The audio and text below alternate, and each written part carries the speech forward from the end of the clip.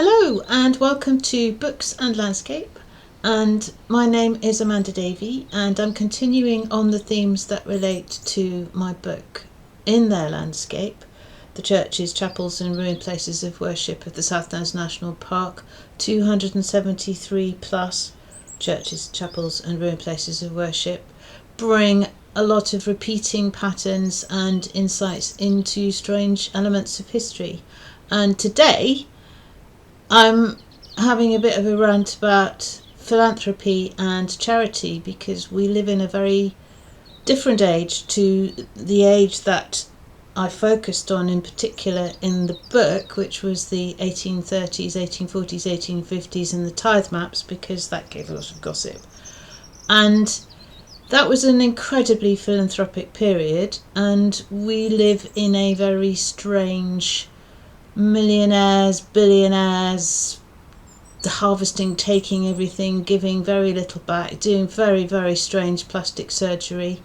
There's the most extraordinary need to do weird things with your body, because what else are you going to do with your money? And actually there's all sorts of wonderful things that can be done with money, and there are people who have jobs advising people on how to do things with lots of money.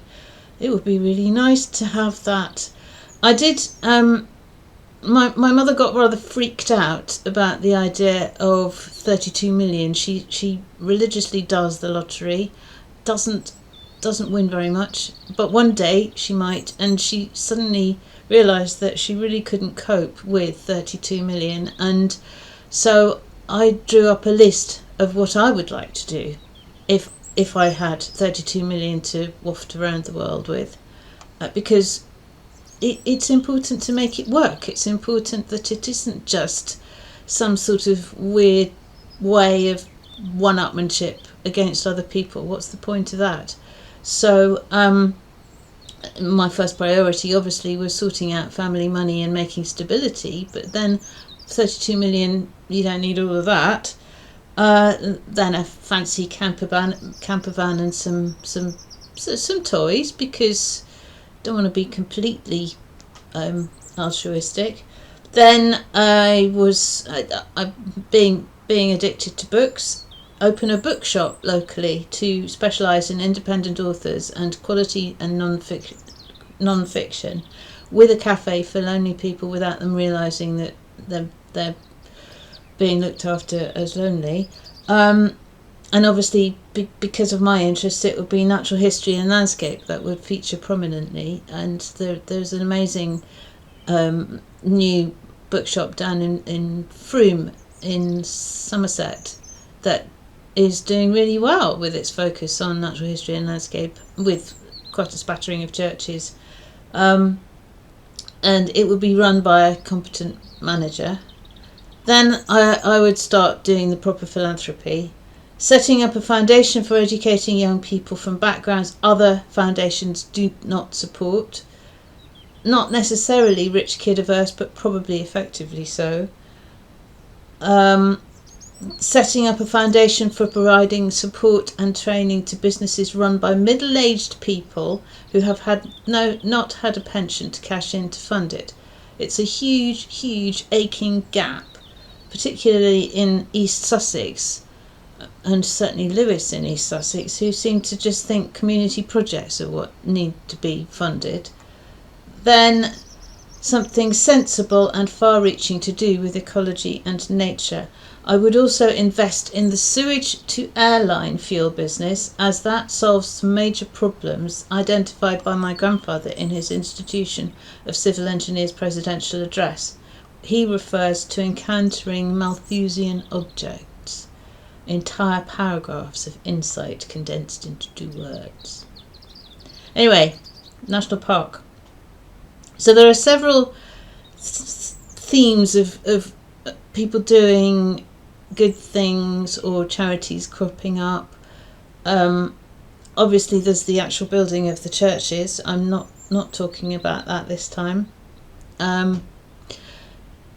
There was a big blitz on repairing churches, rebuilding churches, doing extraordinary things with churches in the Victorian era. Ireland is, if you go to Ireland, the whole countryside is scattered with massive quantities of church ruins. They did not have the impact of our industrialists in the same way to recover from the damages of the Georgians and the loss of funding that were triggered by Elizabeth and James and various Protestant reforms. The Reformation decimated church funds, 90% drop. So the churches were in pretty duff state across the whole country by the Victorian era. Hence the well-meaning and usually surreal things that they did. Anyway, so schools. Oddly, most of the schools that cropped up were founded in the mid-19th century, but there's one in Froxfield Green that was endowed in 1733 by Robert Love of Basing Park and led to the creation of the school a lot earlier than most of the ones locally. In Colmore, the Reverend John Berry Bourne, who was the rector from 1839 to 50, left when he was poorly, but in the meantime carried out church repairs, removed the box pews and built a schoolroom. The Reverend Richmond Powell of Bury and South Stoke built a school at Bury in 1844. Reverend James Munro Sandham of Coldwatham and Hardham started a school in 1848. At Lynchmere, the Reverend William Henry Parsons did the same in 1856. Then you had estate villages associated with the churches. So at Blackmore, New Church, Roundel Palmer, later to be Lord Selborne, bought Blackmore Manor in 1865 and had the church built after building Blackmore House and creating a park, using Alfred Waterhouse as the architect. He had been using the old Grantham Church, but obviously wanted something closer and grander, creating the vicarage, cottages and school model for his new village. Later, his son had the Memorial Cloisters Garden Cross when his own son died in World War I, to mark village losses as well. At Privet in 1878, William Nicholson of Basing Park, more Basing Park, used a similar model after building the amazing church there, with a new school and masters' houses. Mulcock at Boworth also donated land for the church and a small school building. Charles Dixon from Stansted Park was doing the same at Forestside and Woodman's Green. Then there are almshouses. I'm not mentioning everything that there is in the national park, it's just a few things that have cropped up. St Cross is an obvious example of almshouses within the national park. It's a Norman foundation by the grandson of William the Conqueror, who was bishop of the then significant city of Winchester in 1132 to 6, to house 13 men and provide the wayfarers' dole to 100 others. In East Lavant, there were the Countess of Derby's almshouses, augmented in the 19th century by the Reverend Henry Legg, leaving £200 so that school teachers were eligible to live there. Unexpectedly, at Iping Marsh, there was a triplet of almshouses marked on maps out in the middle of nowhere, up by Nat Farm. But maybe they hark back to times when more was happening locally. There was iron works. The time is a bit weird, but they were there as a sort of blob on the Ordnance Survey Surveyor's Notebook drawing of 1808. So that there was still ironworking going on, and of course the logging. Then we come to well-meaning people. It's a tough one, this one. The Reverend Thomas Socket of Petworth and also Sutton, with the help of Lord Egremont helped nearly 2,000 local labourers and returning soldiers emigrate to Canada between 1832 to 7. This included his own eldest son, in order to relieve some of the unemployment and unrest that followed the end of the Napoleonic Wars and subsequent poor harvests that had led to widespread rioting, including this Captain Swing riots across the whole of the South. It's a tough one to think about now, but times were tough, and it did release some of the tension locally, I suppose, but then probably the harvest started to pick up as well. Then in East Dean, near Eastbourne, this is East Sussex, Mrs. Davis Gilbert, Mary Ann Davis Gilbert, of the family after whom Gilbert Drive was named, where the church and Berlin Gap can be approached from now as a new road in the 19th century or early 20th century, tested the creativity of poor people farming land with low productivity on a low rent on land that she owned up at Beachy Head in the 1830s, again trying to offset the poverty and trouble in that decade. And she had some success, and some people credit the growth of the allotment movement to her. Others credit others, but certainly it was a viable experiment that worked, with the fact that she was actually charging a fair rent rather than trying to milk them. Big charities that cropped up across the national park were Queen Anne's Bounty, which was used to be a support for the clergy. It's now been subsumed into the Church Commissioners following a revision in 1848. But at Sullington, the fund founded in 1704 loaned the money for a new rectory in 1845. In Maidhurst in 1867, a discharged vicarage was looked after by Queen Anne's Bounty.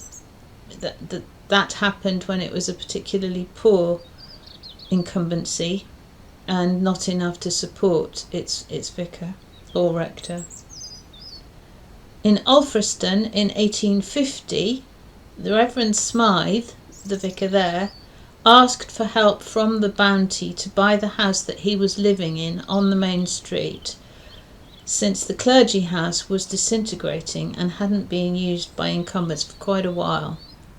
Also in Alfriston, I find this one very exciting, there is reference to the trustees of Henry Smith for the lands of the church and neighbouring field. This remarkable charity, now called the Henry Smith Foundation, was founded in 1628 and is still very active to this day. In 2024, they gave grants amounting to £61 million. Founded in 1628, it's still going strong. That's how you live forever, or you're not going to live forever with your ears sort of pulled back to the back of your head. But if you have contributed so much to so many people over, was it not short of 400 years, 398 years and counting, that's a legacy. Anyway, another legacy in the 20th century was from Ambrose Gorham at Telscombe, and he had a vision to protect the village from the tidal wave of development that was engulfing the downs across the area. And he made it in two phases. Firstly in 1933, where he handed over, or he gifted Telscombe Tye, the downland above Telscombe,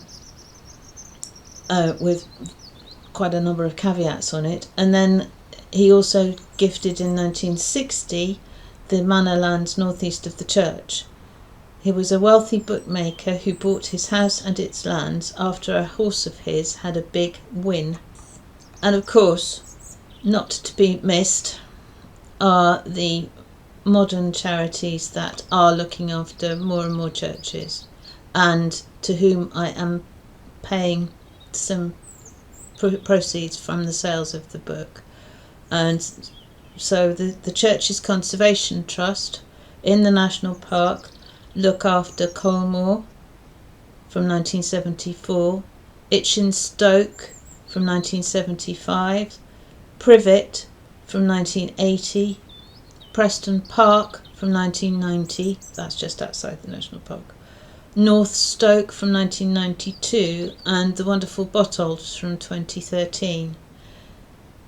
There's also the Friends of Friendless Churches who look after Milland from 1974, and other charities are also doing things to support the fabric. The National Churches Trust have grants that they allocate to people, to churches, and they're also lobbying they're lobbying at the moment to try and get the ridiculous idea of VAT having to be paid suddenly backpedaled, so that a significant cost to already troubled churches is mended. And there's also the Society for the Protection of Ancient Buildings, and we went to Sullington when they were doing their stuff there, and that was amazing. All the volunteers roaming over the walls, repairing them, and doing extraordinary things and teaching people how to do mortar. So that there's all sorts of amazing things that go on, and it is so much more valuable to do that sort of thing than it is to pin your ears behind the back of your head, or balloons on your front or bottom or wherever. So anyway, thank you very much for watching, and please like and comment, and wishing you all the very best. Thank you.